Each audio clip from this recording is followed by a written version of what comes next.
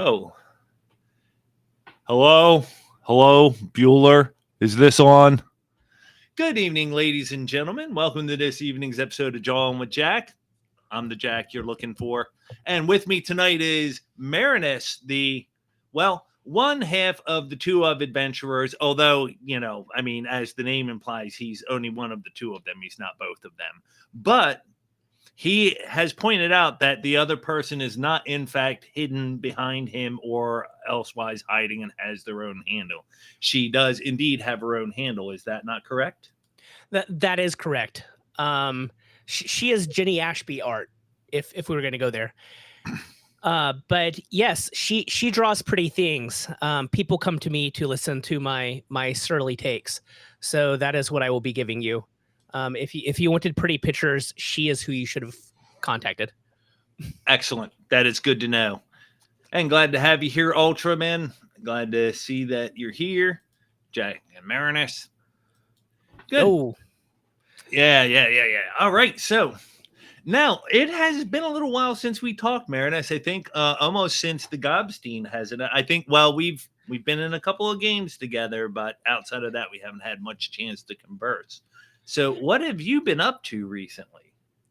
I have been learning how to actually run a Bronstein, or a Bronstein, or whatever annoys Griff to call it. So I've been learning how to do those things. Griffstein. So Griffstein. So that I can help in the future. We did also play diplomacy together. So that was a thing we did. Oh, and that was yes. quite public as well. Quite public. Yes. And, I got to say, I have many fond memories of that. Kaiser Willie still lives on in my head. I think he's going to end up a character in a solo campaign of mine somewhere along the way. And, you need to watch the Gobstein video. Well, and that is one thing going forward that I'm trying to refine, because I felt like as much fun as we were having with the Gobstein game, there was little in the way of consumable content that came out of it, that in the sense that was followable. A lot of individual posts and conversations going over. But I kind of feel like we would have been better served if there was a central place where all the tweets and conversations could have been gathered. We were somewhat served by having a Gobstein community, but that through a technical error went bye-bye about halfway through. If only there was a halfling that was making videos the whole time, giving the halfling perspective, which was the 100% correct perspective. Well, yeah, I mean, it's who can disagree with halflings? Everybody just accepts Bilbo's version of the tale without question. Same with Frodo. Halflings have unimpeachable credibility. It's just a fact. It truly is. And Quinto's videos are available on Rumble if anyone really wants to watch those. So you'll be able to see my first puppet. This is my me puppet, but there was originally a halfling puppet. Yes, there was. And I remember he even got a special treatment for the big reveal when we did it. He did indeed. So he did get to go all creepy, like evil. Oh, brilliant. But still with his tea. So, yeah. Veiny black head. His veiny black head rules over the island now. It's true. He does. But hopefully next time we pick up, his reign will have ended, and we'll see what chaos the island is in, or whatever you do with it. Yeah, I'm ruminating, and frankly, I mean, maybe even the name Gobstein is played out. We may need to upgrade it to something more timeless, because I jumped on what was hot at the moment, and that's dated even a year later.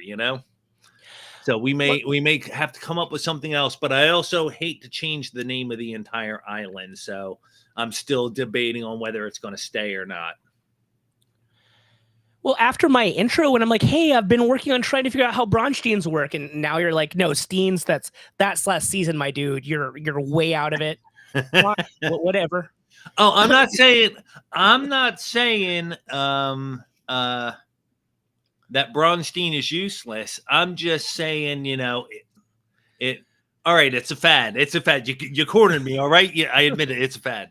No, What I want to do, though, is explicitly state that Gobstein, I don't want to be restrained to Braunstein type scenario. So I wanted to transcend any sense of being constrained to Steins, mostly because it was a big pain in the ass to run a 3-week continuous Braunstein, and I would prefer to contain it to a singular daily event. So I guess Braunstein would still qualify, and most of the time that's what they are.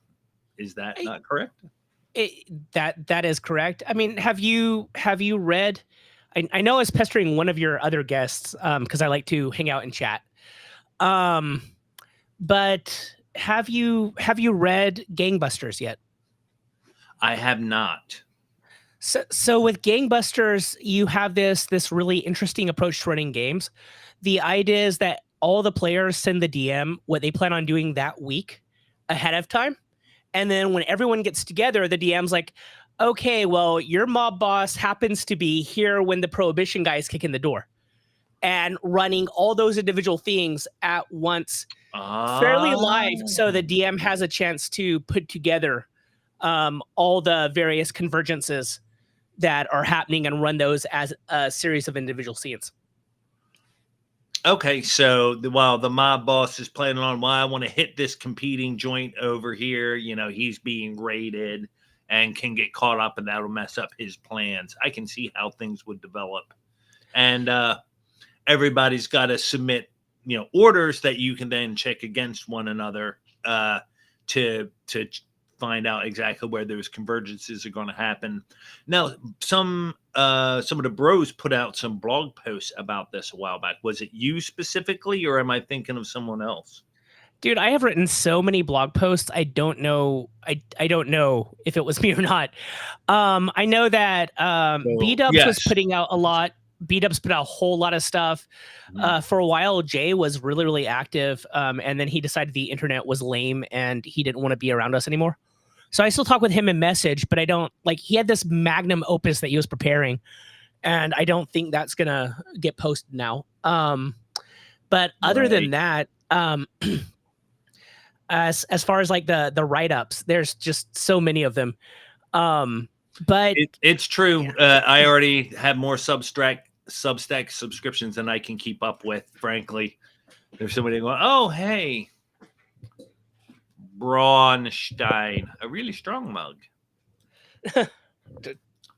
the Braunsteins are really fun. One thing that I've noticed, though, and this kind of also is a thing that happened with yours because I'm that asshole there, was every time I run one now with people who haven't played, it always becomes, I want to build this intelligence network, or I want to get that intelligence network. Whereas if you get a bunch of war gamers together, they're going to be like, oh yeah, I'm going to take my army and well on this guy. But it seems like almost everybody else is like, oh, I want to plug into the merchants, or I want to send my troop of actors around to gain information.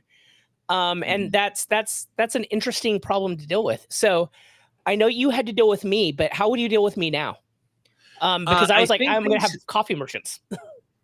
Well, I think going forward, the next idea that I have percolating in my little green brain is more about a set scenario. And even rather than any sort of a war game scenario, I have a scenario plan where I would take a group of PCs and run them through something I imagine is going to take it. It'll be a situation of, here's the situation. You're all these characters, and here comes a horde of goblins, and let's, we'll take it from there. And that will be the basic premise I want to run with, and that way I can contain it to a single session. It'll be single characters, and it'll be much more like a conventional one-shot game going round by round. So that's how I would deal with it this time, is I would run a conventional game, much like the war game we ended on, and just have everybody there and ready to participate on the same level in a way that I'm used to. If I were to redo what we were doing, I would definitely need to bone up on a system with more robust domain rules and those kind of actions. As we talked about before, it's really hard for me to say, okay, your guys mine twice as hard today. I don't know how to even like put a gold piece value on that necessarily.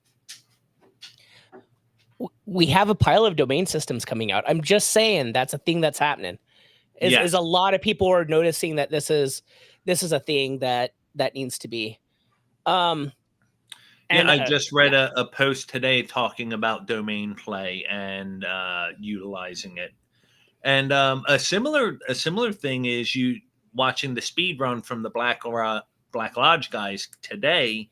They just released that video out into the wild, and it's an interesting usage of Axe's more abstract, fast and dirty systems that it has in place for exploring wilderness and clearing out dungeons. So that might be something that offers a lot of possibilities.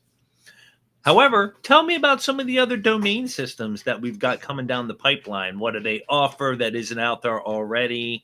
And where are they coming from? And who do we need to chase down to get them? Okay, so I will have to poke around, which I can do while I ramble later.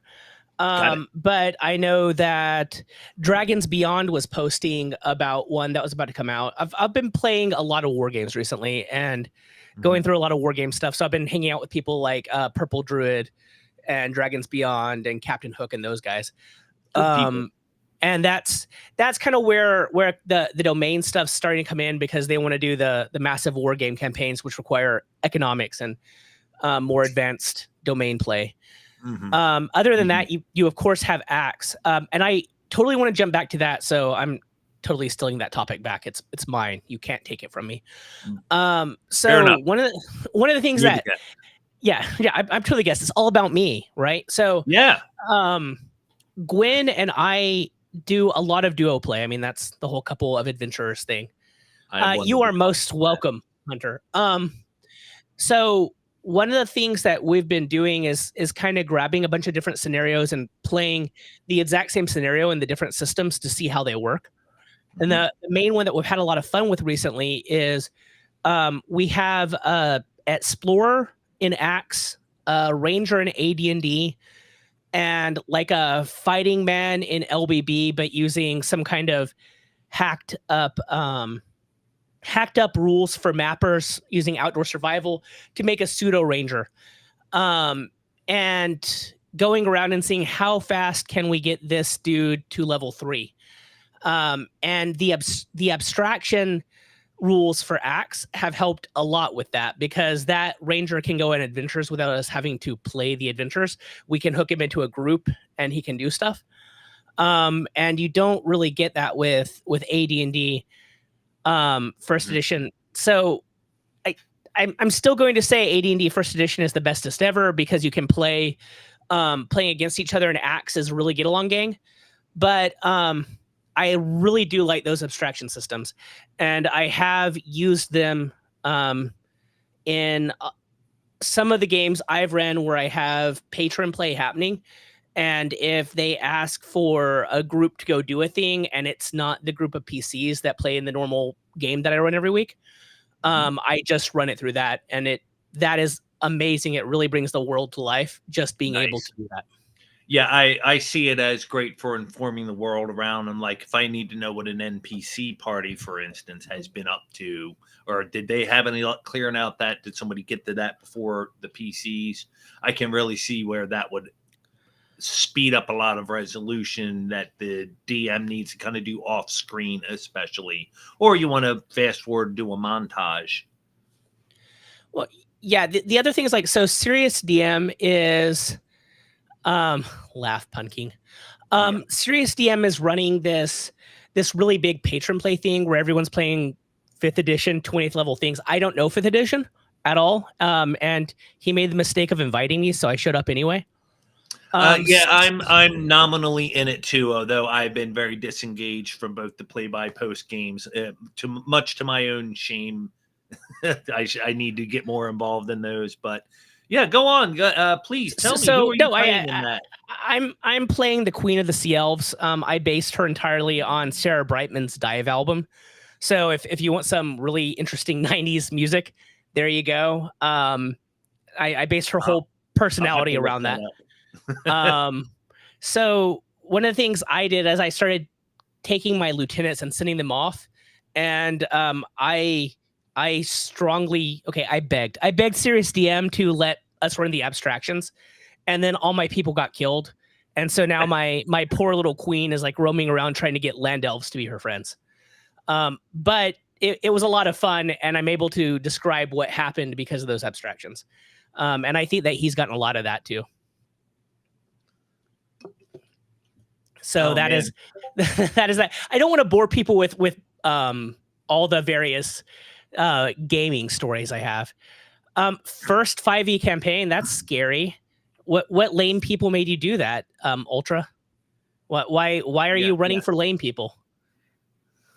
I think this is actually a subtle cry for help. We probably need to stage an intervention. Dude, I've already thrown him into the Old West thing that Raptor's running, and that wasn't good enough, so that's fine. How did I make a speaking avatar for my screen? So it started with a magical experiment gone horribly wrong, and now I'm 2-dimensional. But you can replicate this effect yourself by setting up OBS and what is it? The VideoTube Mini.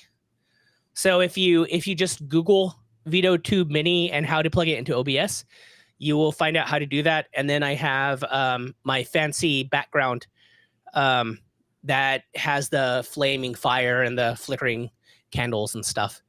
And all of that really helps. Nice.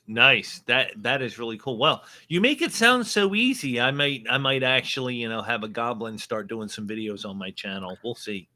You should. I need to get a little bit more fancy with mine. So I just have mouth open, mouth closed right now. And you can do a lot more.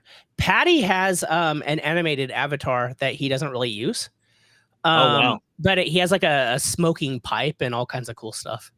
So I strongly recommend that. We got to get him to display those more often.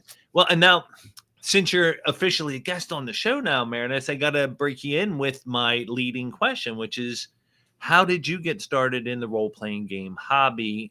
What was your first game, and what was that experience like for you? Wow. Okay. So I'm going to have to tell embarrassing stories then. So my embarrassing is good. My very, very first game that I played in was a freeform game on AOL. So I showed up to AOL and I liked fantasy. And this was the 90s. So you can totally call me that I was one of the army of losers. I absolutely was. That was before I learned how to be an evil hacker. So that was a lot of freeform. And for those who are unfamiliar, freeform is like LARPing, but worse. Yes, I was involved in some freeform vampire stuff before, back when I was on AOL. Yeah, so that was definitely an experience. So there, and the name. So my name is Merinus, which is a Latinized version of Merin. Merin was my very, very first character, and was a bard. So I would dig up various poetry books, and I would go around and recite poetry at people. Yeah, I was pretty cringe. But it was a lot of fun, and a lot of people really enjoyed that. I've heard worse. I moved from AOL to IRC, and continued that. I also had friends in real life. I know it's hard to believe, but I did. And some of them were involved playing AD&D, and at the time, second edition revised had just come out.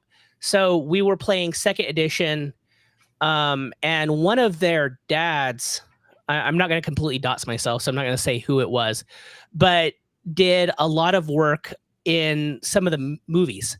So he did a lot of the miniature work in the movies. So he would make us pewter minis. He hated working with pewter, but he'd make them for us.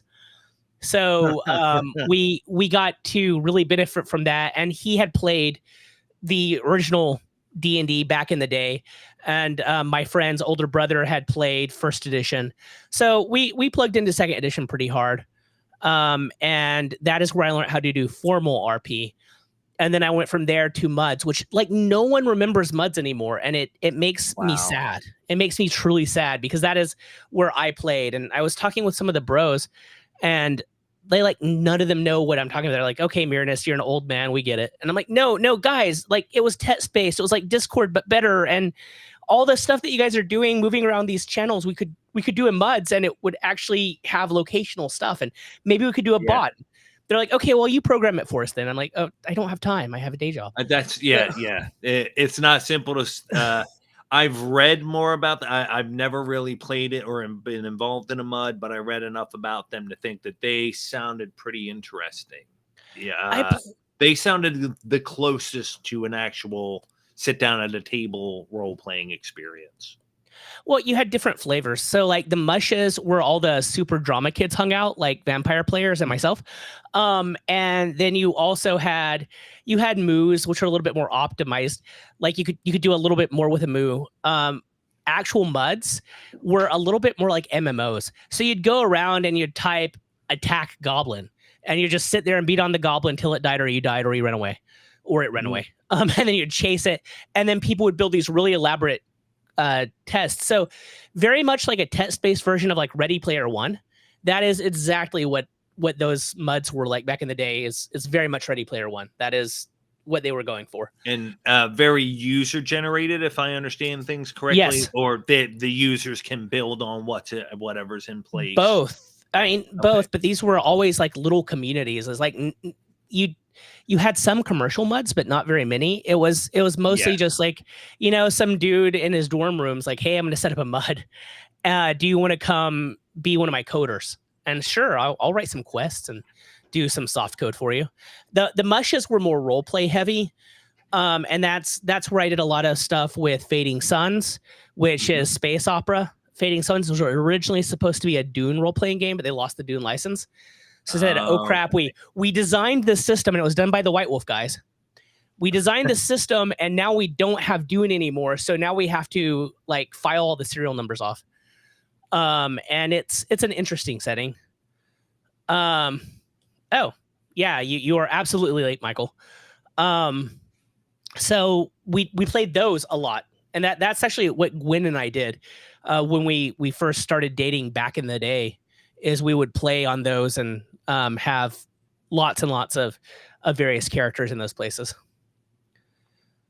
So. Yeah, in that it's much easier to pull off a multiple character sort of a situation, because you could change your screen name and stuff like that. Of course, very, very similar to the functionality I'm learning about in Discord. But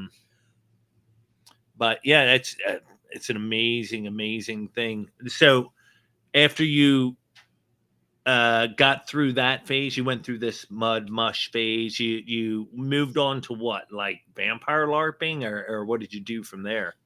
So I bounced around. I did a lot of stuff. I played a lot of West End games, Star Wars. I also did that. I played a lot of FASA Star Trek, not FASA. Whoa, I wish I played FASA Star Trek. No, Last Unicorn Games Star Trek. Not familiar with that one. Last Unicorn Games looks really, really good. It looks good. It's very much late 90s tabletop RPG though. Like it is very, very late 90s RPG. If I was going to go back and do it, I'd probably play FASA or maybe a Traveler mod, because there's lots of those. I have like some Babylon 5 Traveler stuff. I think I played that. Okay. I did play when 3rd edition came out. I dragged a bunch of friends into it. I remember playing for hours and hours, just doing experimentations of a dungeon and finding new and interesting ways to kill all the classes. With one of my friends, we just sat there and came up with new traps and murdered everybody. It was great. And that makes me sound like I'm one of these like murdery people. No, I was a hardcore story guy. The main reason I was doing that was to master the system. That was to get my system mastery down. Right. So then, An what did I important do? step. It is. System and book mastery are very, very underrated. And true immersion requires full system mastery. I'm pretty sure Crispy says that at some point. Or I mean, Shoner used to say that kind of stuff. Yes. Um, And the truth of that is self-evident. If you know the rules like the back of your hand, then no situation that comes up during the game phases you. Nothing slows down, and therefore there is nothing to break immersion. Absolutely. Oh, I also played a lot of Deadlands. So when I was Great playing to hear. Deadlands, it was even better because at the time I was also doing a lot of close-up magic. So I was playing hucksters, and I was going through the various cards and cheating to get off all my spells. Yes, exactly, which is what you should do as a huckster. You absolutely should do it as a huckster. The problem is you need to make sure the DM doesn't notice, which I was able to do until So he realized that I knew how to do card tricks. Was it the original version? The original one. Yep. Oh, good.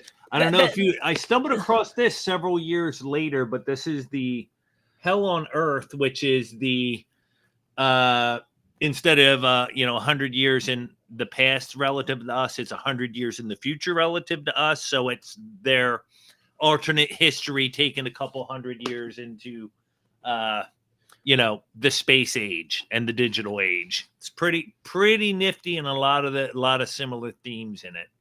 No, I love those. I also like the Deadlands Noir one. That one's fun too. That one I don't know. I jumped from after I got to a certain point. I think when 4th edition D&D came out, I switched to using Savage Worlds for everything. So I have a massive library of Savage World stuff that I collected for a long time. And we would just play fantasy, sci-fi games, whatever. And newer Savage World stuff, they have Hell on Earth Lost Colony too, which is Deadlands in space. Right. Okay. And that was really fun to steal ship rules from. I also stole ship rules from a few other places, and then I plugged into Fate really heavy for a while before it became really lame. See, I've heard very little about Fate, and it's one of those things you seem like you would either love it or hate it, depending on whether or not you like that kind of collaborative storytelling approach, I guess is the best way to put it. Yeah, if you're a lame story gamer, Fate is amazing. The problem being, I also did improv in college. I loved Fate. It was amazing, but nobody else liked Fate. Gwyn especially, because if you start making her try to think on her feet in a dramatic way, she'll get mad and hit you. And that is exactly what happened. So we couldn't play Fate like duo way that we normally would. And all my friends were like, no, I'm not enough of a theater kid for this. So it really just, I used it for planning stuff. And I used it to kind of analyze stories, as I'd use the various aspects because they do work like tags and traits. So it works. It's a very, very good tool for writing. And Jim Butcher has one of the notes in the Dresden Files RPG, which is a Fate RPG, is like people ask Jim Butcher if he would play it with them, and he's like, no, this is too much like work, because the running a Fate game is exactly the same as writing in that way. Okay. So I still like to use it to flesh out like regions, and I'll do the Dresden city creation for any region I'm building with themes and threats and stuff, but I just use it as a scaffolding instead of as a system. Actually, that's interesting. I like the fact that it's been converted into a tool. If I may, I wanted to roll back to Savage Worlds and get a little bit more of your take on that, because I have relatively little experience with it, but what little experience I have is very positive. I find it a very useful system. I don't own any much in the way of like expansions and stuff, or at least non-digital ones. And as I've said numerous times, I'm a hard copy guy. So if I'm going to use a book at the table, it's going to be a. Uh-oh. Pardon my camera. Can you still hear me? Yeah, I can, but we've lost Jack, everyone. So let me tell you why AD&D First Edition is the best game, and you're absolutely wrong if you're... Oh, okay, you're back. You can't keep a good man down for long, or me, for that matter. So Savage Worlds, I have quite a bit of even fairly recent stuff. Just because about the time I came back to role playing, I was still using that a lot. Like I ran the Temple of Elemental Evil using the Goodman's Games, Temple of Elemental Evil, and using Savage Pathfinder as the system. So they converted it. I was like, well, I don't really play D&D anymore because I gave up with 4th edition and I never bothered with 5th. So I was running using Savage Worlds, and it was working really well. A lot of my players really liked it. They got mad whenever I switched them to Shadow Dark. Okay. Yeah, my experience with it was tinkering with mostly a modern setting with a lot of horror themes. So I'm interested to hear how well it works in the fantasy genre. It seems like it's very fast paced, but still has enough like movement, different maneuvers, different abilities within it that you can still create a fairly tactical experience without being bogged down too heavily. Yeah, you can do a lot of fun tactical things with it. I mean, Savage Worlds was using fate tokens before. Yep. Mm-hmm. Before it was used by everybody else. Like everyone uses luck tokens and fate tokens now, but Savage Worlds was doing it in the beginning. I wrote a L5R conversion for it. So Legend of the Five Rings is something I played a whole lot. See, I left out a whole bunch of things. Legend of the Five Rings, I played the card game. It's Samurai versus Monsters. Mm-hmm. There's really like, what's not to love about that? I'm most familiar with it from the 3rd edition Oriental Adventures book, but go on. Yeah, so I played a lot of the CCG. It was one of the things that I was really, really good at. Like I would win tournaments in real life and come in 2nd and 3rd place regularly, which was really cool. But and we'll get into that too. That's interesting because that's kind of where I started doing the fiction stuff. So with L5R, the system was a little bit clunky to me, and that's kind of heresy. The like one guy who likes L5R is going to yell at me, I'm sure. Mm-hmm. And we know him. So, sorry, Tora. But there's funny enough, I never thought I would ever say this line, but there's a guy I met in recent years who has played Legends of the Five Rings, and that's the only role-playing game he's ever played. That's amazing. Right, yeah, not hasn't played D&D, no other role-playing games, hasn't played the card game for Legends of the Five Rings, but he's played a shit ton of the role-playing game somehow. Okay, that's different. Your friends get into what your friends get into. I'm fine with that. Like there's a lot of cool stuff. So I was converting all the spells and doing all that stuff, creating a dueling system that kind of worked with focus and strike, so that you'd stare at each other like you do in a samurai movie for a long time. Mm-hmm. And then whoever strikes, you might end up winning, might not. It just depends. So I was trying to replicate those things, and I did all of that in Savage Worlds. But I've also played a lot of modern stuff in Savage Worlds. I ran Evernight once. So Evernight is like one of their official published things. It was the first actual adventure I ran, ever published adventure. And that is, it starts out as a standard fantasy world, and then you get invaded by aliens. Which, everyone's done that a million times now. Then it was a little bit, I mean, it wasn't super original, but it was fun. And then they also have a supervillains game called Necessary Evil, where all the heroes have been wiped out, also by space aliens. So you only had the villains trying to save humanity, and that was a really fun sitting. So I've played that one. And then I've made up a whole bunch of settings. I played the Solomon Kane setting as well. Oh, what did you think of that? The Solomon Kane game was a lot of fun. I ran that one. Most of the adventure I played there happened more on the Barbary Coast because I clued into those pirates really heavy, and ran an escaped slave, Kum Sufi, and that was a lot of fun. And that was mostly a solo type game. And I was trying to stay true to Howard's pulpy feel, and that very, very fit that. I was very into a lot of things. In that case, Sufism was a lot of fun. I had been reading a lot of Henry Corbin, so it was an interesting way to explore those ideas. Yeah, it really strikes me as a lot of fun because Kane is such an opinionated setting. It's a very specific spot and time, and and yet because the world was different, then Howard painted a picture of a world that still had unending possibilities. There's who knows what kind of weirdness and evil still hanging around out in the world. It's a great premise. Oh yeah, and I liked the Nalongo was a lot of fun. The shaman in the Solomon Kane stories, I really enjoyed him.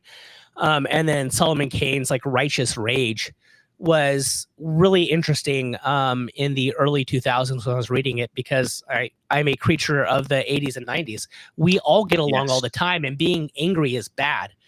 And then like Solomon Kane was using his anger to do very good things, or to avenge people, and that's all he did. Yes, that is so true. And well, and we know from the current climate that masculinity of any type, particularly any expression of anger or consternation, or even sometimes the assertion that maybe we should just strive to do better, can elicit extreme responses. No, absolutely, it's crazy. It's strange world. You humans do things very strangely. So Yeah. Now you've mentioned it once or twice, and we've talked a little bit about solo play on this channel before, and I think that's well-trod territory. But you have mentioned several times that you do what do you call it? Duo playing? I call it duo play. I mean, some people people have different names for it, but I like duo because, like, if you have solo, duo works. I think I like that term the best. I have often called it one-on-one. But that implies that I'm DMing for one player, right? Whereas the experience you're talking about is you have a character and you're actively participating. It's more like a solo plus one than it is running for one person. Yeah, it's two people doing solo play together. When in the 90s, a lot of times I couldn't get together with all my friends, so I did a lot of one-on-one games, and it is definitely a very different experience. So Gwen and I are in a pretty remote place, and we also just moved here. So like her old friends from high school, some of them still live here, and they're interested in playing, but they're also noobs. So it kind of comes down to how can we really explore these things and entertain ourselves and play with. Yeah, it is co-op. We don't, and I'm very big on PvP and having places where your characters are not getting along, but we don't really tend to play those very much. Normally it's just it's just a standard get along gang for the two of us, unless we do like full party play, which we also do on occasion, where we'll write up and I'll be like, okay, I'll take these 2 or 3 characters and you take those 2 or 3 characters, and we'll just see how that ends up working out. And that ends up being very much the same idea as the Four Against Darkness type feeling. But I also think that a lot of people are expecting something out of roleplay that I don't think roleplay does super well. So a lot of people, when they're playing games, immersion's great, but you don't play stories. Stories naturally emerge. And sometimes that process is kind of gross and ugly, and it's Sometimes it turns into kind of a battle slog or rolling a bunch of random stuff where it's harder to piece it together. But after you get through it, when you really look back and see, well, what happened, that's to me the best place to come up with story, because at that point you're making sense of something that's happened, which is how we come up with stories in real life too.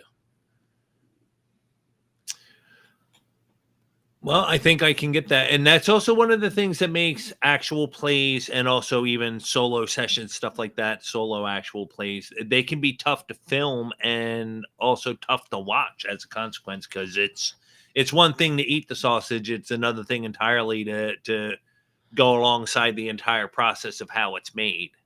Well, related to that, if I really want to do myself, I can talk a little bit about what Couple of Adventurers is supposed to be. Please. And what Gwen and I are trying to do with it. So, have you heard of Dwarf Fortress? I have not. Okay, Dwarf Fortress is awesome. You should go play it. Basically, it fully generates a world, and then you set up a little dwarf party that's a dwarf colony that you try to make them survive and grow into a kingdom. You end up with like 100 dwarfs at some point, but you start with like 10. So it's a really, really complicated game. There's a lot going on with it. There is a YouTuber named Krug Smash, and what he does is he takes Dwarf Fortress and he goes back and figures out what the story of that colony is. And then he does a full video about, and it'll be chopped up in parts. So they're always a half hour with 5 to 10 minutes of commentary afterwards where he talks about the game. Okay. But he tells you the story about the colony, and he has artwork that he's done for various events in the colony and various characters of the colony. And so Couple of Adventurers is supposed to be that, where we go back and we explore what some of our characters have been doing, with Gwen doing the art, and then we do it as full-blown like little stories, which to me is a lot more palatable. I'm also a fan of Tell of the Manticore, where he's really taking this BX game that he's running, and he adds sound effects and music, and the tension is high because he's doing the dice rolls. I'm not going to fudge rolls either, but I think that if you just focus on telling the story well, it can do that itself. Whereas he's kind of like doing this hybrid thing, which is really cool. And that I might go more in that direction too, but those are the inspiration for a Couple of Adventurers. So now that I've said it, I guess I'm going to have to actually do it. Yes, so, do it. Yeah, Gwen is now in the room, and she has laughed about this. Gwen, make him do it, Gwen. Make it happen. So that's Hi, Gwen. She can't hear you, but I have my headphones on. I'm wait, no, I mean, hear my thoughts. She can. She'll hear it later. But yeah. So we even wrote up the scripts for like a whole Forgotten Realms thing, and then they said that they were going to do a Forgotten Realms TV show, and that was like, okay, well, I'm not going to put that on YouTube now, because if I do that, then it will probably get taken down because, reasons. Yes, Tell the Manticore. The first 2 seasons are amazing. The third season I'm having trouble getting into, but I really like those first 2 seasons. Nice. Yeah, I'm the same way. I'm still very early in season 1. Even I've gone back and listened to it, but he has put such clear and obvious effort into the production values that it's staggering, the body of work he's put out. Dude, not only that, but he posts all of his music. He gives you permission to do it yourself, and like if you go find the podcast, which he promotes, Rolling the Bones, it's a dude who's just another guy that's doing the exact same thing, using the same music and sound effects because they're freely available. That's awesome. I did not know that. So, and I've recently started following Roll the Bones too. Okay, well there you go. Then you know. I mean, you may not have known the history there, but yeah. I did not. Nor did I really know that they had made all the resources available and are inviting others to jump on the bandwagon. That's actually pretty awesome. Yeah, he's a cool community minded dude. I've never talked to him, but I've been following him for a couple of years now. Right on, right on. So what is the thing now? You mentioned that did the two of you doing the duo play, did that predate you moving out to the middle of nowhere, or is that something that was spurred by your geographical situation? That predated. I mean, so Gwen and I met in a freeform role playing game channel on IRC way back in the day. We were both in high school. So yeah, I taught her how to formal role play, and that was a one-on-one game. But we've done some form of duo play for at least 20 years. Okay. Probably more. Okay. Great. So my wife and I have similar habits where she often will be walking by and we'll just hop in on a solo game I have going, or we've done a lot of one-on-one play over the years in a similar way. And it's a beautiful thing. I'm shocked because I don't actually hear that many married couples that do that. Even when both of them play, it's usually, they're in the same groups together or they go to the same conventions, but very rarely do I hear stories about them sitting down and having that intimate time together, and intimacy in the least creepy and intrusive way possible. Well, I mean, we're married, so we're partners for forever in the best way. So us being able to do that together, it's better than just binging Netflix. It's the same kind of idea where we'll just sit there and create together. It's a fun approach to life. Oh, it says, I'm a lucky bear. And she is a lucky bear. Yeah, that's because she's not lame. You guys are awesome. Legend of the Bones, Aaron Adventure, Swords Against Myths, Iron Realm, Stories from the First Watch, Legends of Fireside, and The Lone Adventurer are all amazing solo play podcasts. Yes, like I said, there's more content than I can listen to. I can't keep up with it all. That's the real problem. Love the Iron Realms promo. I'm not going to do it, but I think it's hilarious when he shouts Iron Realms like 50 times. And then, the Lone Adventurer, I'm going to go, I can't go without like dissing people. It's too steampunk for me. Steampunk is such an artifact of the early 2000s. I don't like it. I liked it a lot at the time, 2005 through 2012 or something. But now it just feels so played out to me. Like the moment you bring in some airships, I'm going to nope out. Just sadly, that's who I am. Okay, good. Duly noted. So you're not on board with Crit Head's campaign world that he's putting out, the Othera one. That's not your kit and caboodle. I love Crit Head, and I will totally not say it's lame, but I will think to myself that it is lame, but I will openly say that I love him and I wish him well. I love you, Crit. I just expected better of you. No, actually, I had a lot of fun playing with him. He was a lot of fun in Gobstein. Yes, he was. He actually really committed to the character. Came up with the faction idea of running the undead himself and everything that came along with it, and really drove the action and narrative throughout the course of the game. So, kudos to him, and I definitely hope for the best of luck for him for the upcoming project.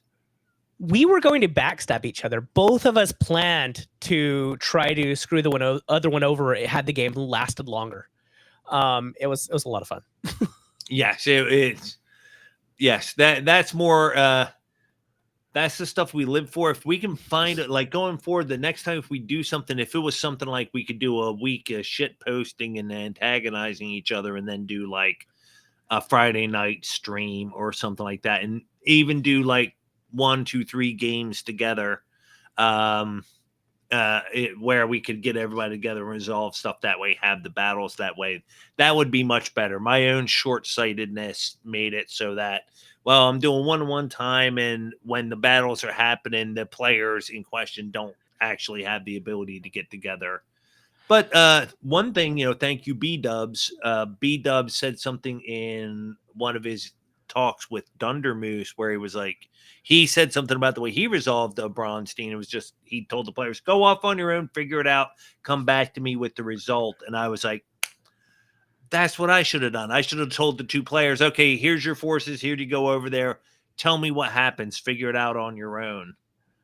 The other thing that certain people like to do, and I think B Dubs is the one who started this, was grabbing war gamers and throwing the battles at them and saying, okay, R Dubs, you and Captain Hook figured this out. Like in Living Earth, Captain Hook is known as the chainmail golem because the idea is that you throw a scenario at him and then the two players take over playing the sides. It can be any two players, probably not related to the game. And then they just tell Captain Hook what they want to happen. And he's the one who figures out the rules so that they don't even have to learn chainmail. Wow. so it's chainmail golem. I want to do this. And then he figures out the rules and does it. So. Oh, that's great. That's great to hear. Because so you can always outsource it.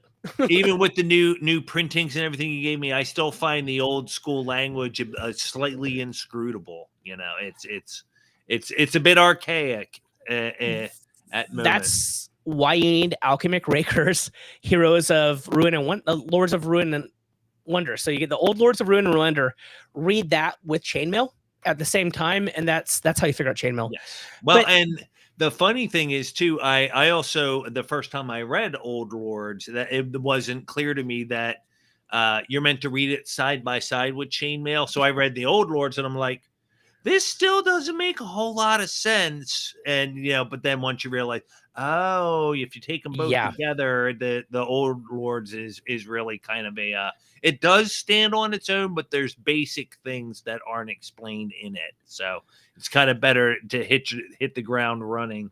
And then of course Hellmarch is fantastic. It's Hellmarch is the way to go. And I've been playing Shadow City recently. We've just been building the city. And I am definitely planning on using Hellmarch in that. I don't know what capacity, but we're gonna have gang some warfare, fights. man. Gang warfare.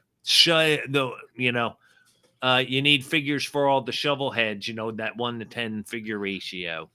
Yes. The other thing related to all of this too is, you can also watch some of the more modern stuff. For chainmail. And I get a lot of crap from certain parties, meetups about this, but I watched Castle Grief is awesome. I watched a bunch of videos of the Bandits Keep and R-Dubs and Dragons Beyond and Purple Druid playing chainmail, and then I would try to play along with the games they played like a year ago. And that is how I learned how to do chainmail. I'm not very good at it. I also purchased an entire small library about ancient Roman tactics because I'm like, I'm going to learn this, and then I'll move up my time period and learn the next period, and then I'll move up the next, and then I'll be able to be a pretend general. It's a little bit obsessive and really, really nerdy, but that's also who I am. We all have our things that we hyper focus on. We're all slightly on the spectrum, I think, at least slightly.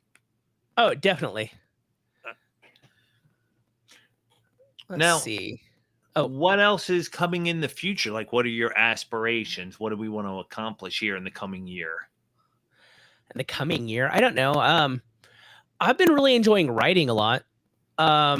So for a while, I was writing fictionalized versions of almost every game I was playing. Then I ended up overwhelming myself with that, but it was a lot of fun. And some of those were pretty good. So like the Space Stein stuff, a lot of people really liked the write-up of that because they felt like it read like a Tubbs novel. If you're not familiar, so if your audience is not familiar with the Appendix N books, shame on them. If they want to play Traveler, read Tubbs, read the Winds of Gath. Go and actually read the things, because that will teach you the milieu. And I was trying to copy Tubbs' style, and I did a decent job of it, even though I got ate by a monster because Dunder sucks. But other than that, I refuse to blame Dunder for your shortcomings. Oh, okay, fine. That's fine. I mean, he does have a reputation for always stabbing people in the back, but that's fine. I refuse to believe it. He's such a nice guy. He'd never do that. He would never do that. In real life, he is a really nice guy. But in games, he's pretty ruthless, and he tries to shake that reputation and just fails every time. But yeah, doing more writing, also a couple of adventures, like actually making some videos, that would be good. I should probably do that. I had a way of insulting everybody who doesn't appreciate Thaco.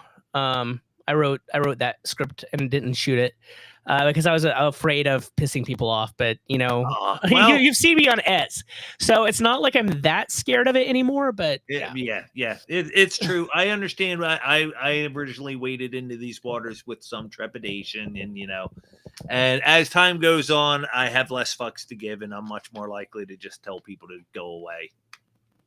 Yeah, as they should, because they're lame. And let's see, what else do I want to do? Yeah, that's it. I might go to a convention. I'm not sure. We'll see. In terms of the hobby, where do you think it's going next? Like 2024, we're not seeing a lot of adoption of it. 5e is still very popular. But what happens next, do you think?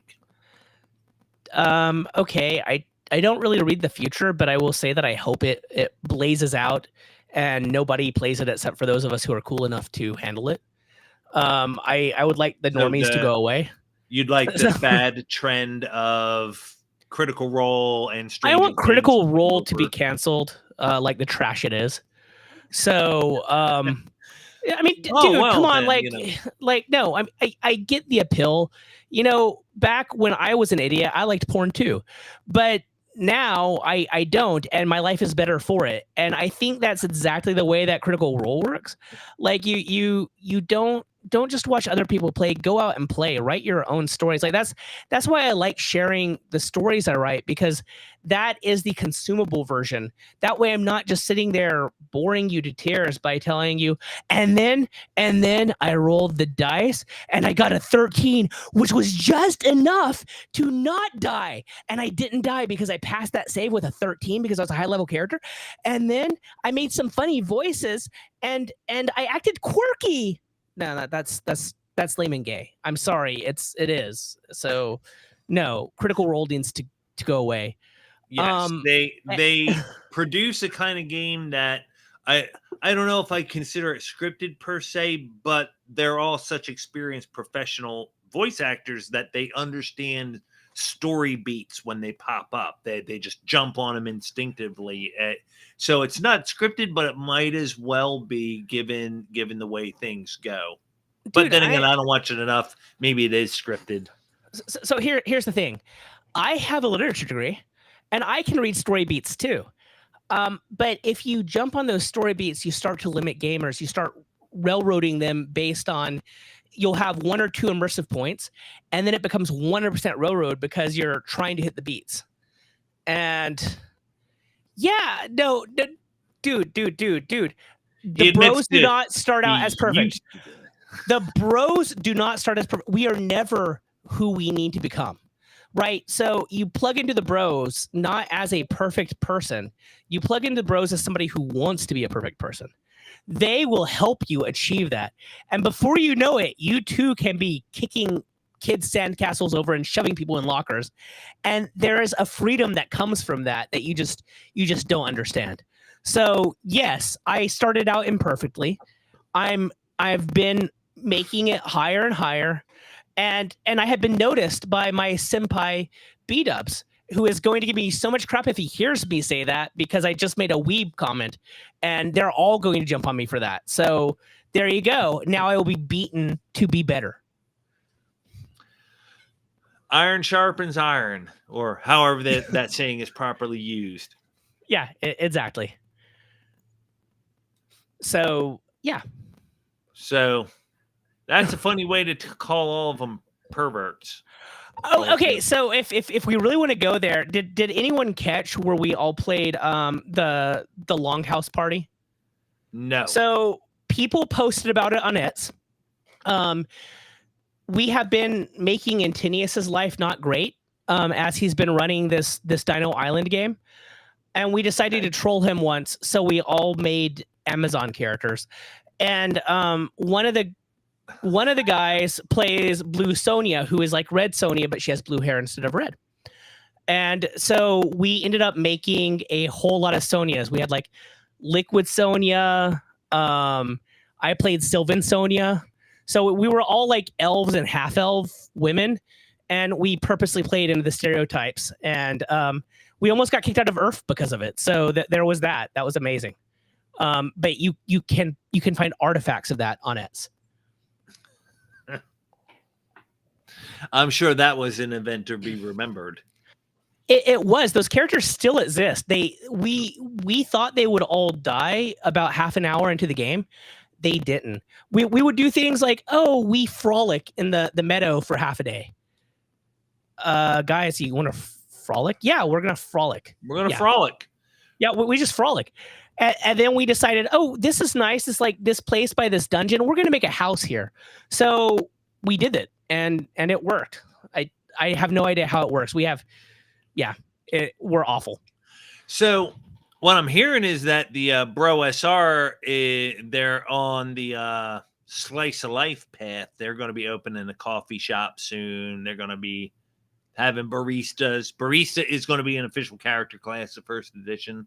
I mean, no, that will never. No, we wouldn't be able to bring ourselves to do that. Like frolicking will be a proficiency. You got to write these Amazons still went into a dungeon. They still went into a dungeon. And they killed things, and they almost died, but they killed things in a dungeon and ended up coming out with a lot of money. So that did happen.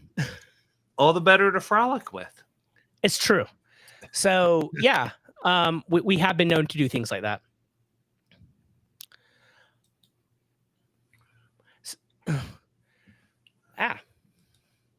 So back to L5R, because you were too quiet too long, so I've taken over the show again. So with L5R, the reason why I started writing fiction based on the games is with the CCG of L5R, they would release fiction every week, and then every tournament there'd be a big story decision that was being decided by the tournament itself. And the writers would watch the game and try to take the events of the game and turn them into something approximating that's an abstraction of in the story. So you had a whole lot of things where you'd have a character who she was the daughter of a daimyo, and she had to marry somebody, and they turned it into a big tournament where the final round was a every person for themselves game.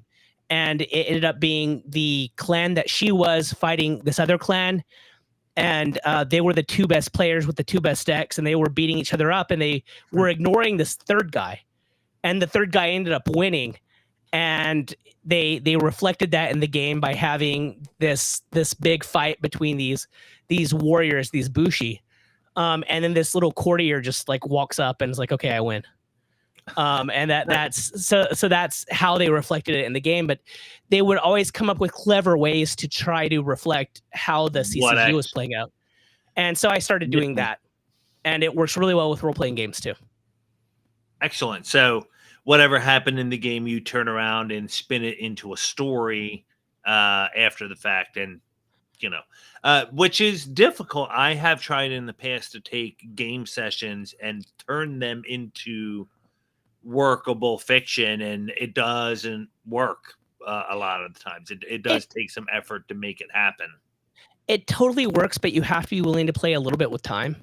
You don't take liberties with what happens, but you take liberties with how you tell the story. Okay. So you recognize that, okay, this person got into this fight, they found this thing, and they manage to get this ruby and get back to town. That's where you plug in stuff to the story beats. That's where you just kind of like start writing, and you write it summary form. So that the same way that the summary writers do it, like where they do, if you're doing outlining in fiction, it's paragraphs and paragraphs of summary. It's not like a B C 1 2 3 thing. Right. It's paragraph and paragraph. You start with that, and you start with writing like a little a sentence to a short paragraph about each event, and then you start figuring out the connective tissue. So it's very, very much a very good way for plotters to write. Not so great for pantsers. If you're a pantser, it would probably drive you nuts. I am a pantser by nature. However, what you just described seems like a valid way to try and learn how to be a plotter, or get to those parts of myself.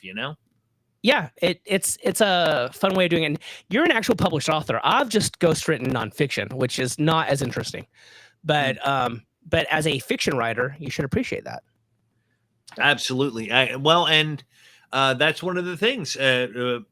I need those plotting skills to do the second and third book of that I planned. I have plans for follow-up books, but I wrote the first one as a pantser, just basically sat down, chapter 1, wrote it, chapter 2, wrote it exactly as they tell you not to do. And, I ended up with a decent enough book, but it's difficult to do the same approach for the subsequent books because I'm very likely to just forget the things I laid down in the first one. Lots of abandoned plot threads, abandoned characters, need to revisit certain things, or, I had a character that did exactly the same thing in the other book and I completely forgot about it. I don't know what that character's name is.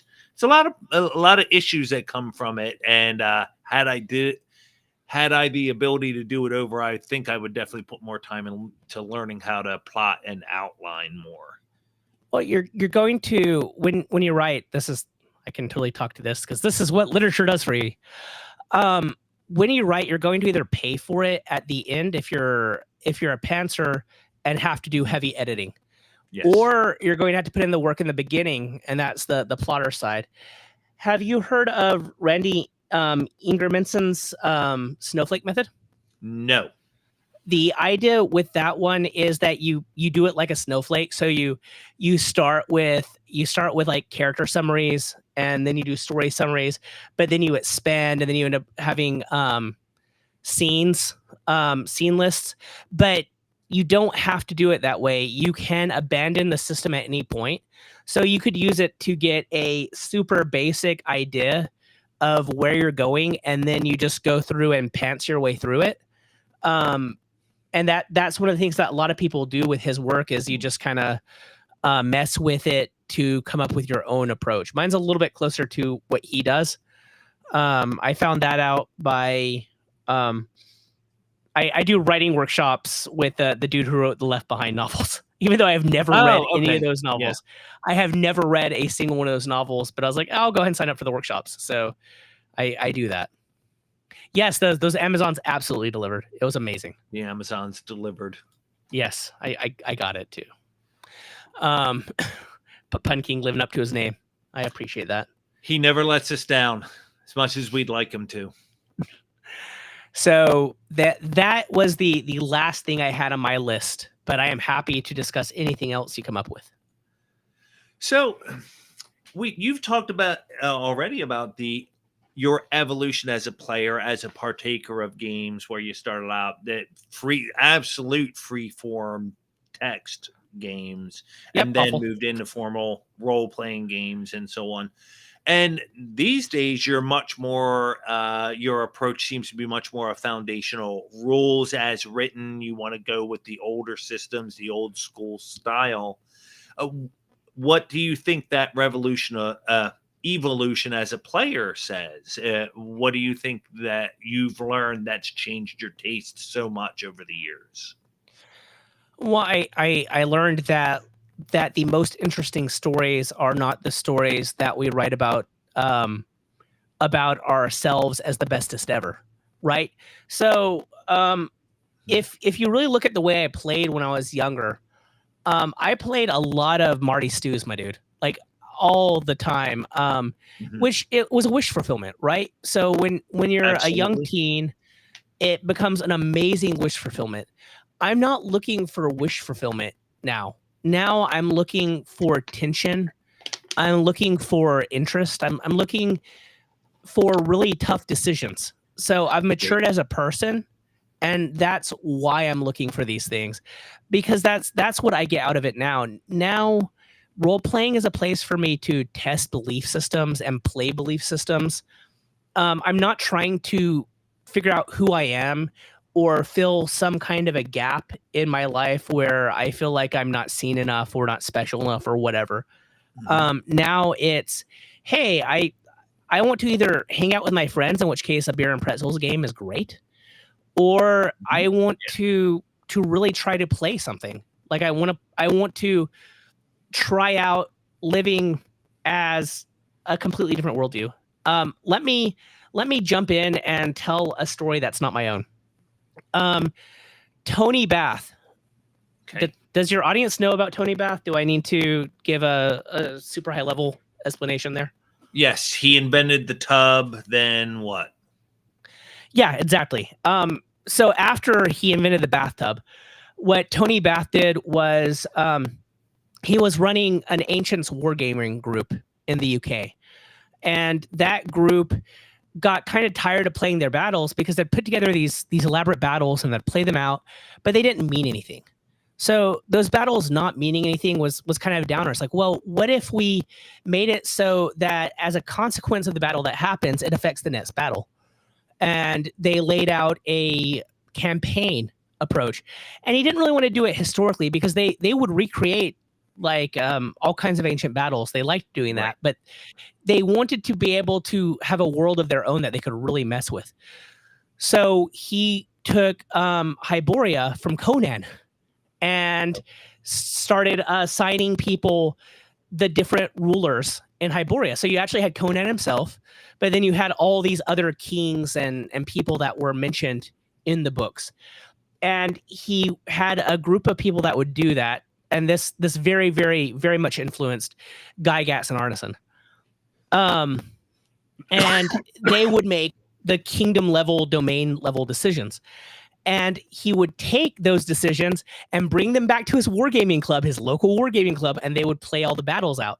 So then the battles would have an impact. Oh, only a third of my army survived. That's going to really put me in a hard spot. But he had other people making decisions.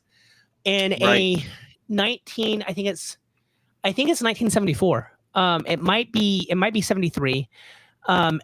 Issue of Games and Puzzles magazine. They did a piece about his Hyborian campaign, and they interviewed one of his players.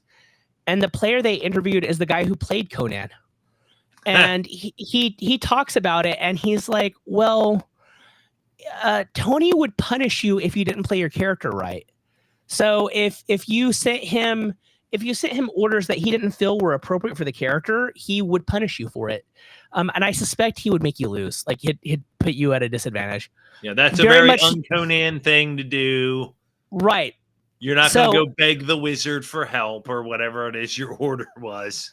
And you can see how this is very akin to the alignment system in the way that the grades happen in AD&D. It's the same idea. It's just with AD&D, it affects training time. Here, he would make it so that you would probably lose the battle.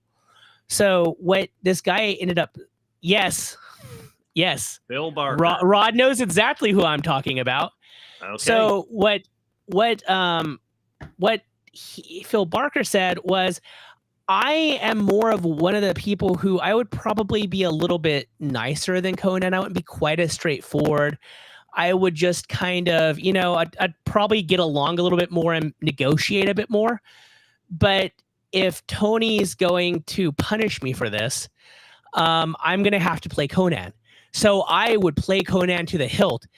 And I found that it was really interesting that if you just tell people what you're going to do and you do it, and they're a bunch of backhanded, backstabbing guys, they will be utterly taken aback by you just doing what you said you're going to do. and it affected his approach to life. Just having the chance to play Conan, because it made him realize he could be a little bit more forward. Even Yes. though he still like he didn't become Conan, but it seasoned him a little bit. And that's one of the things that I really want to get out of gaming. And you don't get that by playing into wish fulfillment fantasies. You get that by playing characters. You get that by being challenged at the table. I agree. I have found role playing games to be a valid learning experience, and in many ways, especially the LARPing side of things. I did not become fully possessed of social skills until I started LARPing in the late '90s. It made me comfortable speaking in front of people to a degree that I had never been before, and I also learned a lot about how people rumor monger. It's stuff like he said, where he learned how to be straightforward. I learned how to be duplicitous by playing in Vampire LARPs. Oh, that's how this is done. Making deals, negotiating, living up to promises or not living up to promises, keeping a face while dealing with other things behind the scenes. There is a valuable learning experience in that, whereas he said it affected his real life. By he learned how to get better by being a little bit more straightforward himself. For my part, it accented my personal life because I learned to see those things coming in real life, whereas prior, not so much. I was constantly letting myself be tricked, taken advantage of, giving people more credit or leeway than they deserve. Whereas watching this stuff unfolding games, I began, oh, that's what that looks like when they're doing it to somebody else. Now I know. Yeah, absolutely. And all of that's fun. And like I was like a super shy introvert. And by playing bards constantly in my early role playing days, yeah, I was cringe, but I'm able to hop in and be very social for bursts as needed. Now I can be cringe in public. Absolutely. I can, and I have no shame. I embarrass Gwyn all the time. It's amazing. That's great.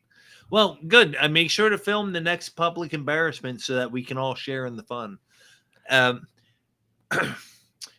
in addition, I wanted to follow up on you mentioned the grading system as it's laid out in the AD&D rules. Can you summarize that? I don't recall exactly how it works and what the grades are off the top of my head. Okay, I'm the worst person to do this because I always look whenever I'm writing the grades. But I will run down the basics.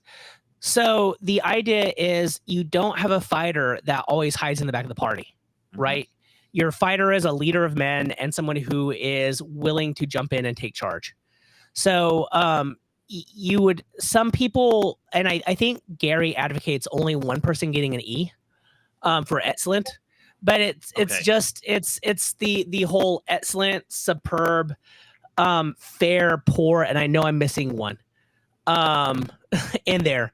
And every time you play, you grade all the players, and then the number of weeks it takes to train for your next level, because you don't just, I got the XP, I'm now level 2.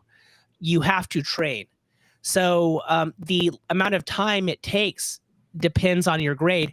The idea being, well, this fighter's been hiding in the back all the time. He's a bad fighter. He has to learn how to be more aggressive. He has to learn how to take charge more. So it's built in that like your poor role playing is that character's poor performance. So that character is trying to make up to be able to play their role better. I find that interesting. I think there's definitely room to play around in there, which leads to some questions, such as if you're actually trying to portray a slightly offbeat character. Then it's appropriate. Then, okay, you got a poor on purpose. That's fine. You still got a poor because you failed to play your role. Interesting. So, and again, the key that, as you laid out, is it doesn't affect the experience points being earned. What it affects is the amount of training time and thus gold and that you're going to expend when you do have the XP to advance a level. How does that idea translate to other systems? Like if we were to say, try and put something similar onto Savage Worlds, what would that look like? How do you enforce the playing of roles, particularly in a game that doesn't have strictly defined roles? How can we leverage that line of thinking? So that's where you start abusing fate. So with fate, you have your high concept and your trouble. So what you could do is take a player. Proactive role play has become a kind of buzzy thing to talk about, where you have the player of the character, write a pithy summary of what this character is supposed to be. And then as the DM, you consider that, like, is that person playing their role? And if they are, then you can set up a training setup in any system. I know it's kind of close, and it's not super cool in my circle to admit that I run Savage. That's not I run Shadow Dark, but I do. My players threaten to mutiny when I try to make them play AD&D First Edition with me. Right. Because I had changed systems so much, right? I had taken Savage Worlds from them, which they loved, and gave them Shadow Dark, which they kind of got used to. And then I'm like, oh, and now I want to run First Edition AD&D. And they were like, no, please don't do that. So they cried enough that I was merciful. You relented. But what I have been doing is I've been putting pieces of AD&D in.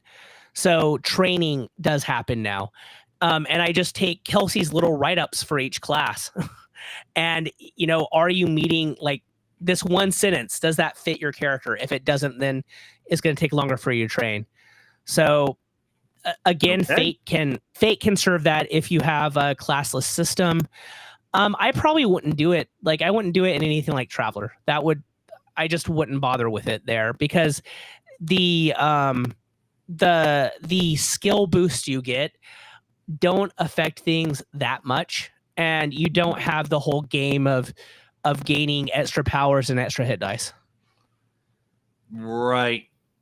And like that was part of it. Mothership, and Scudder for Mike just showed up running me through some Mothership. That seems to be another game where the character role exists, but it's not quite as strict as the roles that we're talking about from AD&D. So, like, being a soldier in Mothership, you can choose different sets of skills and different specialties depending on what you want to do, where those two soldiers could behave very differently in a given situation, and the same with any two teamsters or any scientists, right?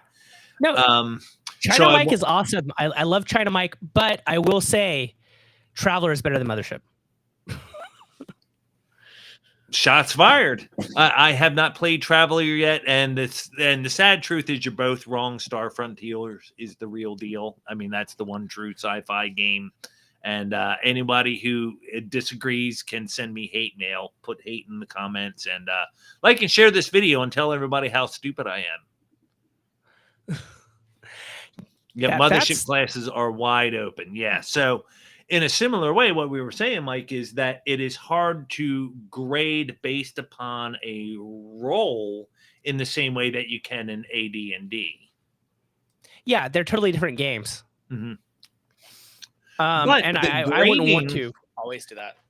And that's the point I'm digging at, though, is the grading seems to be such an important part of the experience that it should be used. I think it should be represented in more games. I think if we're playing Vampire, I gotta turn around and say to the Toreador, you're playing a shit Toreador.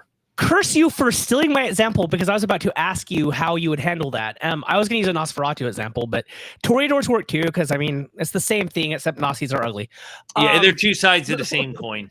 No, they totally are. So no, how would you handle that? Like a Tremere that a Tremere that isn't curious and isn't going after the magics? Like, how would you deal with that when it came time to training and leveling up? So as much as I was just dumping, one of the things when it comes to vampire, and it's explicit in the world, is not every vampire fits that stereotype of their clan. So what I really do is judge people on the character they have described to me, right? And a lot of times they will describe a character to me and I'll say, that does not sound like a Ventru to me, or whatever it is. That sounds like something else. And then I'll have that discussion with the player. So really, when it comes to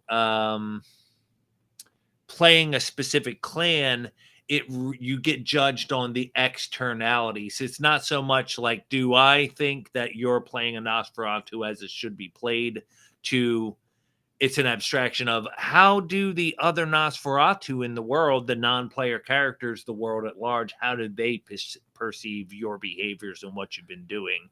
So I guess in a way, I really don't leverage XP or any sort of consequences in that way, but there are social in-game consequences based very much upon a character's behavior one way or another. So something like Shadow City is a little bit more more D&D-esque with classes, and then you have the equivalent of races. I think that you could do grading pretty well there, because those rules are so well defined. But the clans are a different thing entirely in the way that game rolls. Correct. And I think that there is, I guess, thinking back on it, there is a degree to which the clans themselves do follow stereotypes, but they're not incredibly exclusive. Like, if you got a character that's going to own an art gallery, it's not real likely he's going to be a Nosferatu, but it is not impossible, and that's one of the things, that kind of diversity and originality, that's what makes those things special. Most Nosferatu are grubbing around in the sewers, or being on the internet, or hanging around alleys, in other seedy places. But some Nosferatu, a rare few, are rubbing elbows with high society people and attending, late night bank meetings instead. Well, I mean, dude, you could have a Nasi that had a ghoul run the gallery and just did modern art crap as a joke. Like that Yeah. that really fits the Nasi stereotype as well. Because it's like, haha, you think this is beautiful, but you're really stupid, because we all know it's not. Right, yeah. And that's exactly the perfect Nosferatu prank. And what was it? And since we talked a little bit about collectible card games, I still have several hundred Jihad cards from back in the day, and a few Vampire: The Eternal Struggle poser game that it is. But one of the games that was one of the cards that was popular in that game back in the day was Nosferatu Performance Art, and it inflicted aggravated damage on Toreador. So, I love it. That's amazing. Yeah, that was one of the best cards in existence. But so to turn it back though to the argument, is there then not like, let's say I have rolled up an elf fighter. I know elves have no souls, but that's going to be my example. And instead of being a frontline fighter, I choose to focus on the archery. And as a consequence, I'm constantly moving away from enemies, looking for better angles to attack. Does that still sound within the core of the fighter, or is that still Badville, because for the reasons you said? No, it's got to be more of a take charge, frontline kind of a role. How do you handle those kind of discrepancies? Is that area where still take charge? Like you'd be an elven fighter who was taking charge. Like you would still organize everybody to do things. Like not every fighter has to lead from the front. Is the main distinction was that they were being cowardly when they were hiding in the back.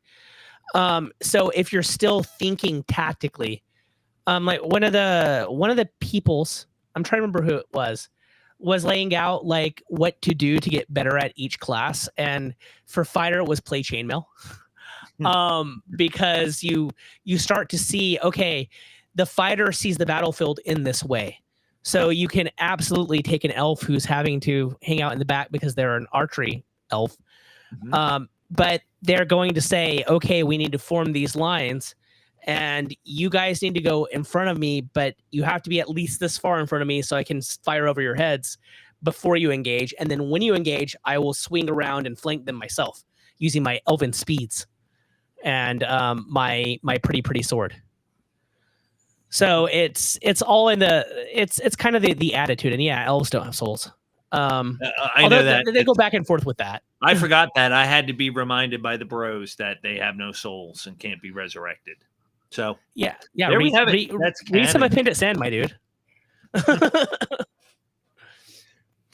So, but I think that's one of those things. It's still very interpretive on the part of the DM, and I think that's one of the things that led to the grading being dropped, because there's also like, you know, having been in environments where it's that, well, you know, no matter what, no matter how good everybody does, one person is going to be marked needs improvement or lowest, right? So there, you know, again, I understand when it's a competition, there always is a last place. But isn't there also situations where literally everybody did excellent? If you've got a top tier table populated with a bunch of bros, right? If I've got you and Scudder for Mike and Dunder Moose and Harmony Ginger all at my table playing the game, isn't it possible for everybody to get top marks, right? Harmony will come in last by virtue of being a woman. That you made it too easy. Okay. no, Harmony's gonna kick right up. But anyway, no. Realistically though, that's kind of like I appreciate the idea of only having one E, right? I don't think that you need one P every time. Most of the time you're going to so if you look at like a lot of the bro ratings, there are many games where everyone just gets superior. Because they're playing their roles. Okay. And there's not a standout, but everyone is getting superior, and so it's like 2 weeks of training per level. Okay, and that's so that kind of balances out in that way. But you end up as a clubhouse figuring out what everything means, right? We've had a paladin recently in a game that I didn't play in, but that paladin kept getting poor marks because that paladin's player is the one who came up with all the underhanded plans, and they were really effective underhanded plans, right? And they were for the ultimate good. But paladins don't do it that way. A ranger totally could, but a paladin not so much.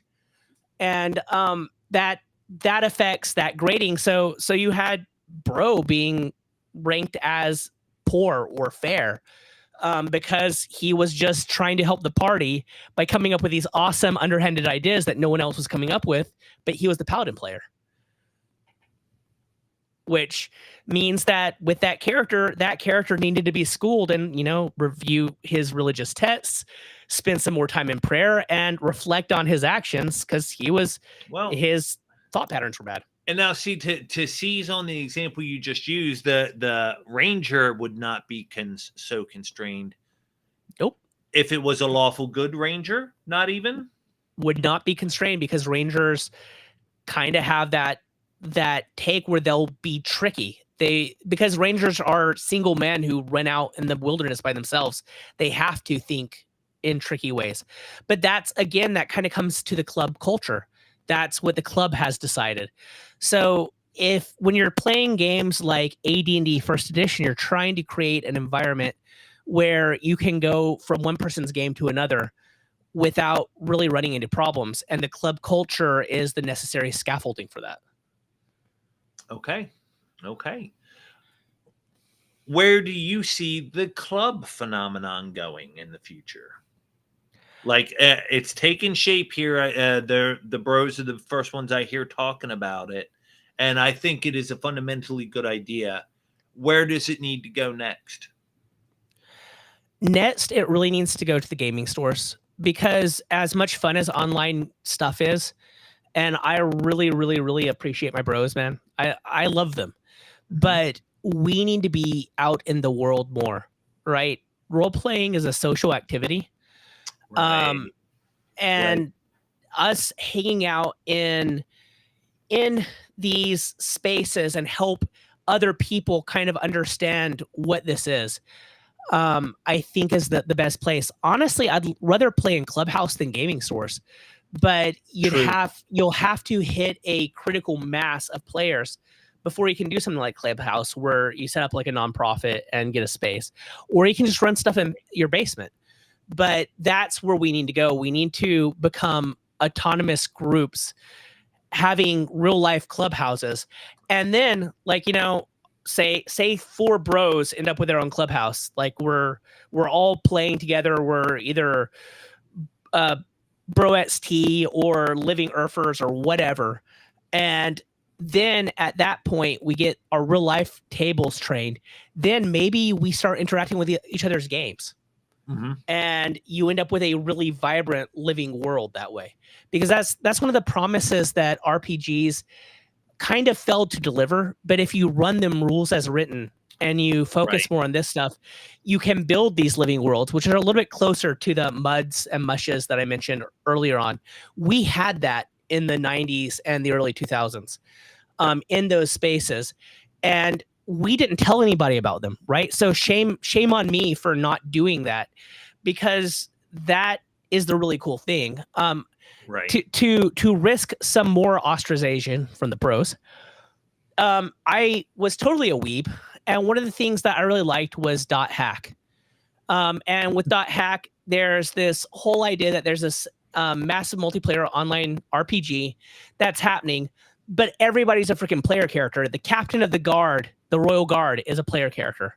The Okay. king is a player character. All these people are player characters, and the game just supports it. That's Okay. what we can really have with RPGs. We can really, really do that. The technical Truly limitations populate a don't. world. Yeah. Yep, the limitations don't let you do that, like, with the technology. But you can totally set up a kingdom where you have these great players. And Axe tries to do this, but the problem with Axe is it's so party centric. And that's one of the things that B Dubs laid out. And he brought it up with Macrease, and the answer is, well, everybody, it's different, so that's great. It's like, no, Macrease, make your game able to support multiple parties. Fits the economics to do that. I love how I'm like calling him a crease, but whatever. It's a thing that he could do for that. So for now, we have AD&D First Edition as the only one that really, really supports it. Well, he does need a Yeah. reason to publish another book, so he'll get around to that eventually. I'm Dude, I'm still holding into Adventurer, Conqueror, King, God system. That's my thing. I want him to do the immortals right. I don't think so. I honestly, I think gods are lame. I as somebody who really likes That's okay. one You're god, allowed to be wrong. the god. No, that's my thing. But yeah, so yeah, I really like the graduating into kings. I mean, if you want to play superheroes, there are a million systems that can help you do that. Oh, But absolutely. the other thing with Macrease, and I will totally say this, I will admit that I am a high elf king. So it's not like I hate Macrease or Axe. Right. Right. So that is another thing. But AD&D 1E really supports that living world feel, and you don't want every single character to be a player.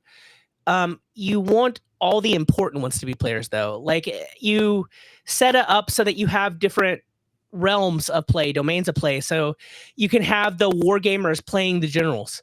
You have the people Yes. who like to LARP and do political things. They're playing the nobles and the kings, because we're the best at it. I'm sorry, we are. It just is who we are.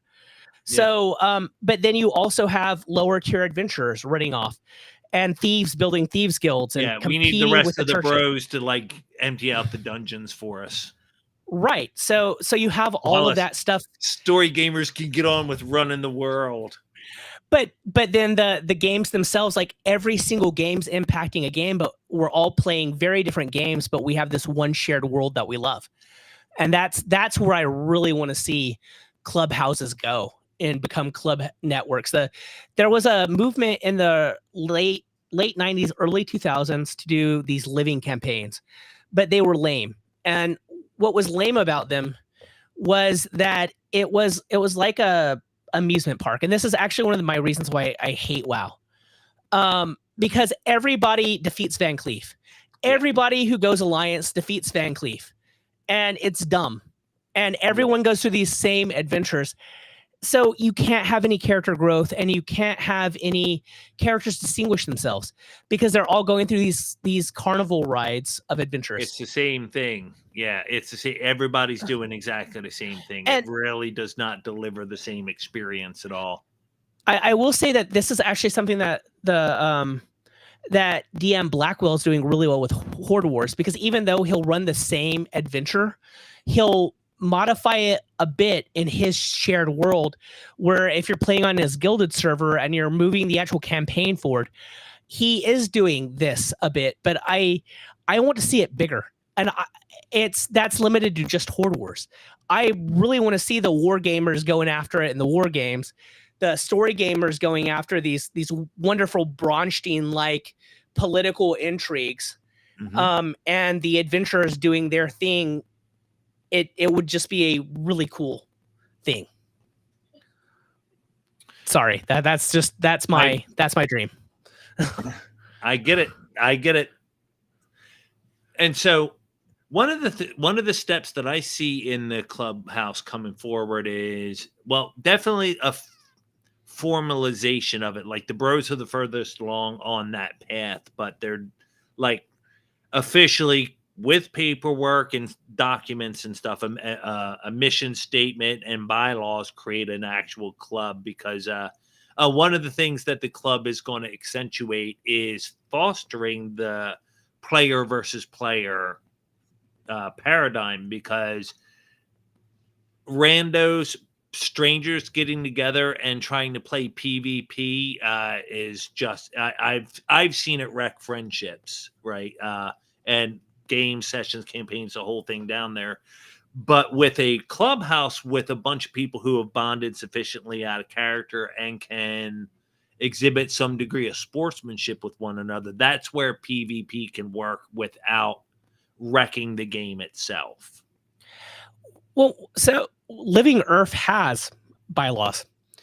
And the other thing that they have is you have to read this document to play with us. So it's like the first 4 chapters of the first Amber book, a bunch of Codan stories, some Jack Vance is in there. So it's a selection of appendix and things that really live up to what they wanted to do. I'm not a ref. I don't really know a lot about the behind the scenes. Got it. But okay. As a player, I know what I had to read, and I know the way that the club works, and you have to be brought in by somebody who thinks you're cool, or you have to bribe the right people. We won't talk about how I got in, but yeah, that is. So you're saying I should totally read into the fact that I haven't been invited yet? No. That's okay. It's too late. Reading. Yeah, it's a lot of. I hate you all. I hate you all. Oh. I mean, you're already got away with me for a minute. No, dude, you're already playing with China Mike, and he's yeah. Great. I mean, like, and like you guys have said, we help each other grow a lot. We also have like a baby bro XT thing that we're starting to play with. Like we've been doing Broxer. Yep. And that's Broxer. Yep. Whatever that is. So we're kind of playing with it in multiple spaces too. Absolutely. Good. Okay, we're in the 15-minute mark. We've covered a lot of topics tonight. Is there anything else that has popped up that is tickling at your brain and needs to be released? A lot of people are confused about what we do, in a way that makes me kind of sad. So, like that whole dream that I just laid out, a lot of people try to understand what the bros are about, but they don't really seem to get that piece of it. So I'm really hoping that that little description I gave, and maybe I'll write a Substack about it later, is makes things a little bit clearer. Because a lot of them are like, well, how do you run a party that's PvP? I'm like, well, because you're not always going after rubies, right?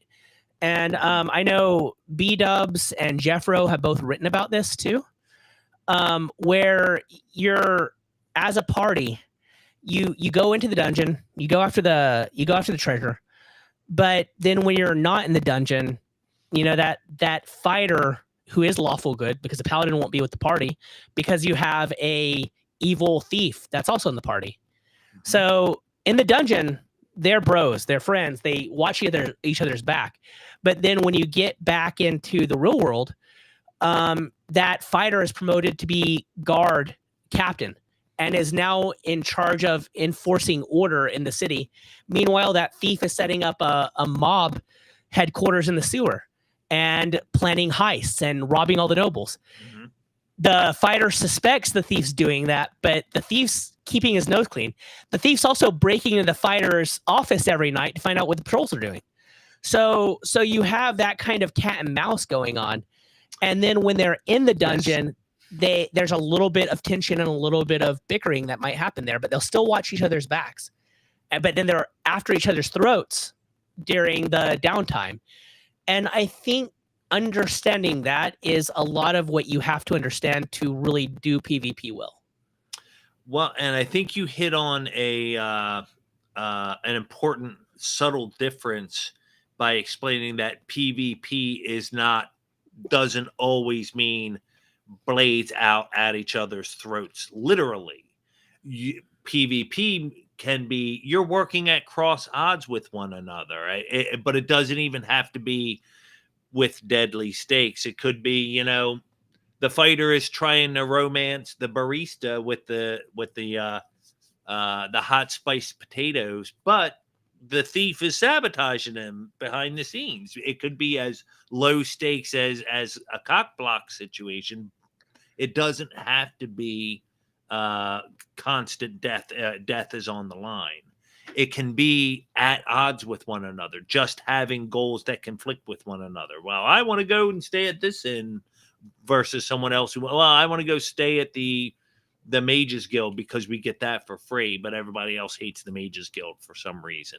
It doesn't have to be literal combat or literal death or trying to kill one another, but it does imply you're not always just going along with one another. You are sometimes at odds. Right, absolutely. And like as a vampire player, you definitely grok this. I mean, one of the examples I used is, hey, if you're in a Vampire the Masquerade game and you have a choice. You have absolute loyalty to the hierarchy and to the prince, or maybe you have absolute loyalty to your primogen, or maybe you have absolute loyalty to your sire, or maybe you have absolute loyalty to that dude who saved you from werewolf last week. Right? Well, what happens when you can only save one of those people or advance one of those people's causes? Like, not necessarily like, oh no, they're going to die, but maybe the prince won't be able to push his plans forward if you don't step in, but you're stepping in at the expense of everybody else. Or the primogen trying to maneuver to become the new prince. Well, you don't care about the prince. That's fine. But you still have to pay lip service to the prince. And somebody else in the party is going to want that prince to remain prince. Right. Someone else who you've built a strong ally in another clan who is a strong supporter of the prince, and they're going to fight tooth and nail to keep the prince in place rather than let him be supplanted. So if the prince goes down, likely this person goes down too, which really hinders your own plans. And that could have been the same dude who just saved you from that werewolf too. Could have been the same dude. Could have been the same dude. And top it all off with that guy might be planning to kill you at this very moment. Absolutely. And that's fun. that web of intrigue is a lot of fun. And you don't have to play vampire to get it, right? I mostly got that in L5R, where you're a courtier, a samurai, or a shugenja. But I helped for years run a play-by-post forum which was a minor imperial court. So we were all courtiers. It was like all courtiers and bodyguards. That is the only thing in there. And it was amazing because it was all everyone at cross purposes, but everyone trying to work with everyone because that's the only way you could get things done. And DMing that was a massive pain for me because it's like, well, how do I design this? How do I make this work? And I really wish I had the experience I have now when I was running that, because I would have been 1,000 times better as a referee there now. Well, maybe that gives you a project for the coming year. Then you can do a one shot, host it, and do it right like you always wanted to. I could possibly do that if people want to play Samurai Courtiers. That is a thing I could do. It is. Hey, Samstein. Rokuganstein. Yes. Rokustein. Oh, God, I heard that. Yeah, Gwen's in. She is very, very passionate about playing L5R. That was her first real system. Oh, see, she says that's not true, but like Fading Suns was technically, but she plugged in with other people with L5R. Right. Okay, I understand. So, well, dude, we're coming up on the 2-hour mark. What I want to do is go ahead and wrap it up here and give you a chance to say any parting words. You guys are all lame and gay for not playing AD&D First Edition. There. That's my parting words. Okay. Public service message, really. And, it really is. I won't call you lame and gay because you don't play 1A, First Edition AD&D. I will call you lame and gay just on general principle. That's fair. I appreciate that. Ladies and gentlemen, this has been another stunning edition of John with Jack. It was very educational. It was very entertaining. And I hope to see you all back here next week.